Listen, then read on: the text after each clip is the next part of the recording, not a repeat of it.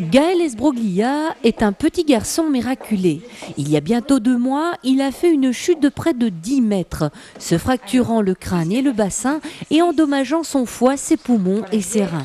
Un accident qui lui a valu plusieurs semaines d'hospitalisation et par conséquence un nombre important de jours d'absence à l'école. Avec les béquilles, j'aurais pu tomber dans le bus et aussi les copains auraient pu me bousculer. Alors que Gaël poursuivait sa convalescence à la maison, sa maman a contacté la SBL L'école à l'hôpital et à domicile.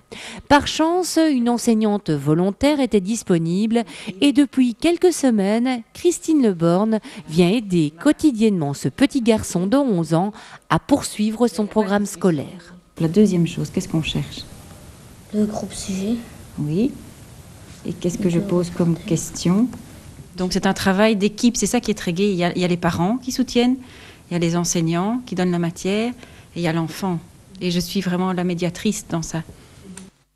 L'an dernier, en Belgique, l'association L'école à l'hôpital et à domicile a permis à près de 180 enfants de 4 à 18 ans de poursuivre leur scolarité durant leur convalescence. En Brabant wallon, Mimi de Volder est l'une des 3 représentantes de l'association.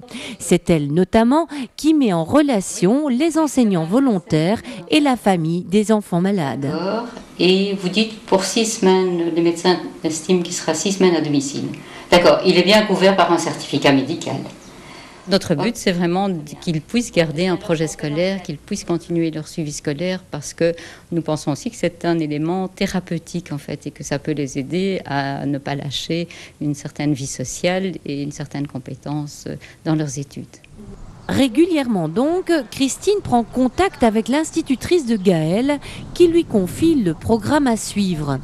Une matière que Christine adapte selon l'enfant et ses capacités. Une situation idéale pour cette enseignante qui aime personnaliser son enseignement. À la maison, elle mange chaque jour son poids de nourriture. Tu sais ça?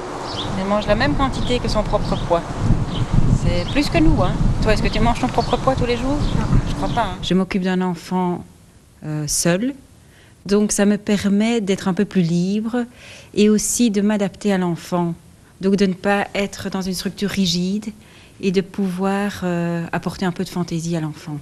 Tous les volontaires de l'association n'ont pas la possibilité de consacrer autant de temps que Christine à ce travail bénévole. Peu importe, toutes les candidatures sont les bienvenues. Il y a des personnes qui ont envie, enfin vraiment qui sont retraitées, qui ont vraiment envie de s'investir beaucoup, mais on peut aussi, il y a beaucoup de jeunes femmes qui travaillent, qui ont des enfants et qui disent « moi je ne peux le faire que le mercredi matin ou je ne peux le faire que dans le créneau d'heures scolaires et je n'accepte pas du tout des mercredis après-midi ou des soirées ». D'ailleurs, la plupart du temps, on intervient au moment des heures de scolarité puisque c'est l'école à l'hôpital.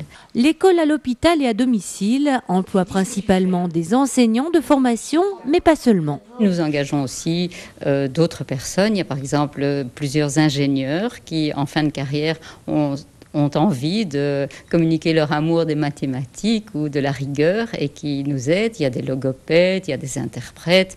Donc il ne faut pas nécessairement être enseignant.